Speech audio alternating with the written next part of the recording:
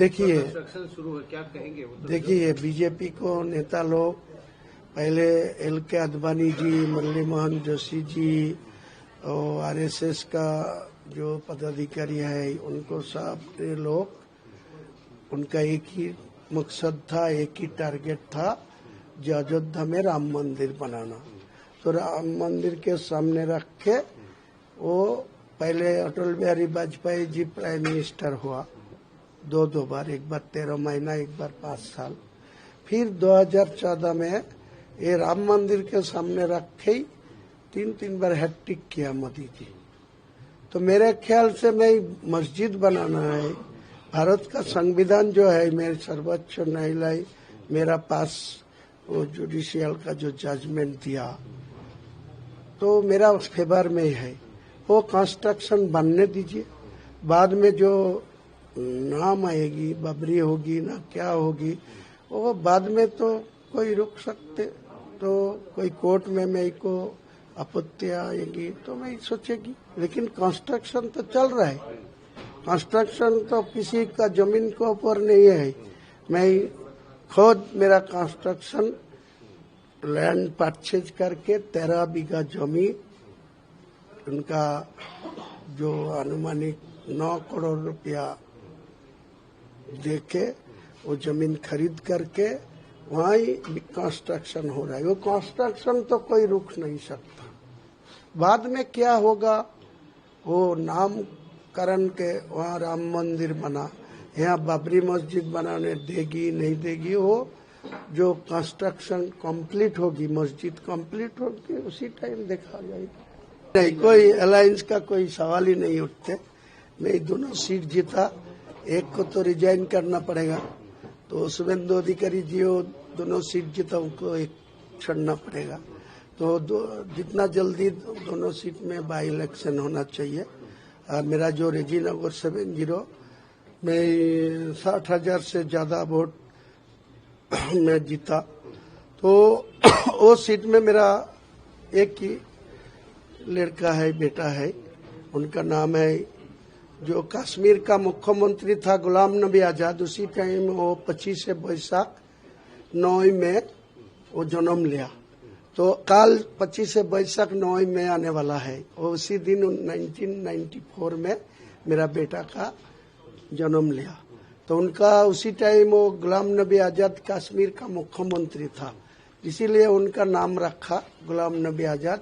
आज जो तो रविंद्रनाथ ठाकुर का जन्मदिन में 25 वैशाख भी हुआ, तो भी डाक नाम रोबिन है, वो को रेजीनगर में उम्मीदवार डिक्लेयर कर दिया गतकाल।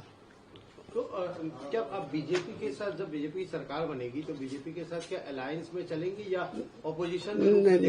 नहीं, ऑपोजिशन में बैठेगी।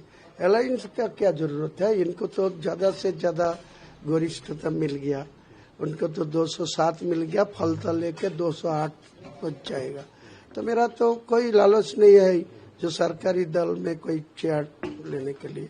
मेरा जो विधानसभा का जो हक है वो लेके मैं अपोजिशन बैठ के, मेरा मुर्शिदाबाद जिला तथा स्टेट का जो लोगों को ऊपर कोई जुल्म नहीं होना चाहिए, लोगों को मोदी जी जो बोल रहा है सबको साथ, सबको विकास, सबको ये मान के चले तो मेरा कोई दिक्कत नहीं है। कल देखा गया कि अखिलेश यादव ममता बनर्जी के घर पे आए थे, मीटिंग किए है, और मीटिंग करने के बाद उन्होंने ये भी कहा है कि जो वोट जो काउंटिंग हुआ है उसमें बहुत कुछ मैनिपुलेशन किया गया है, वोट चोरी हुआ तो अखिलेश जब केजरीवाल 2 महीना तक जो प्रचार चल रहा है वो कहाँ थे? वो तो ममता बनर्जी को पास आके सपोर्ट देना चाहिए।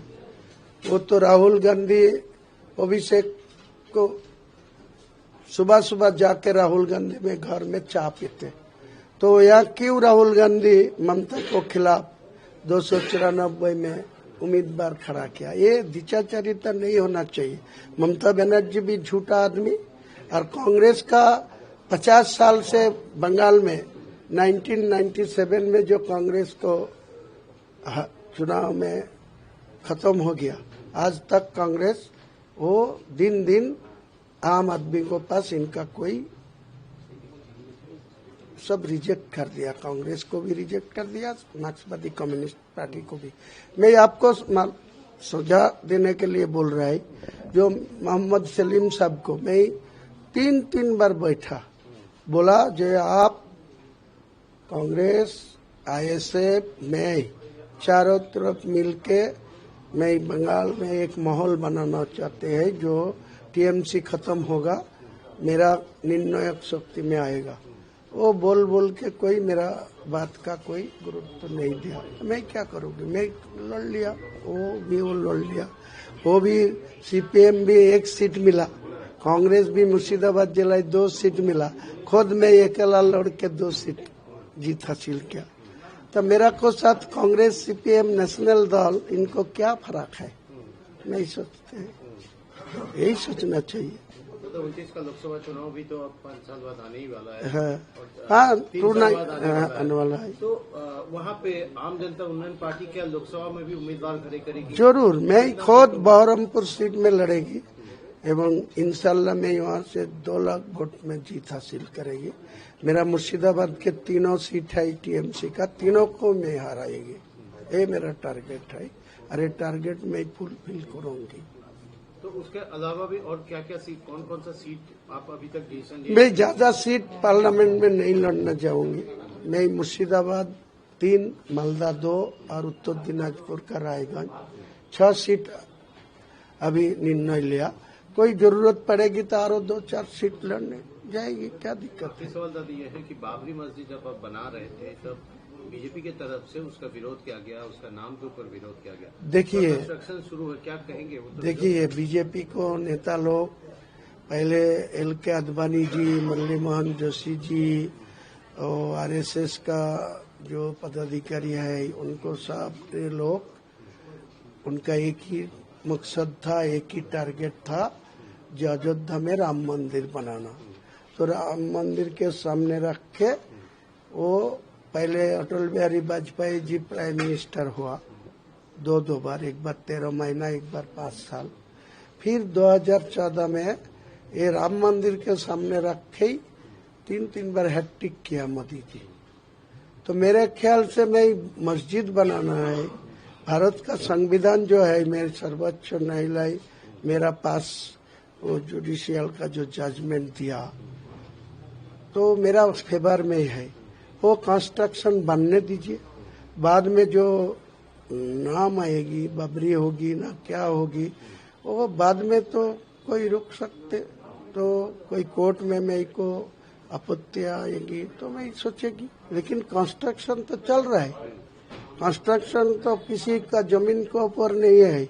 मैं खुद मेरा कंस्ट्रक्शन लैंड परचेज करके 13 बीघा जमीन, उनका जो अनुमानित 9 करोड़ रुपया देके वो जमीन खरीद करके वहाँ ही कंस्ट्रक्शन हो रहा है। वो कंस्ट्रक्शन तो कोई रुक नहीं सकता। बाद में क्या होगा, वो नामकरण के वहाँ राम मंदिर बना, यहाँ बाबरी मस्जिद बनाने देगी नहीं देगी, वो जो कंस्ट्रक्शन कंप्लीट होगी, मस्जिद कंप्लीट होगी, उसी टाइम देखा जाएगा।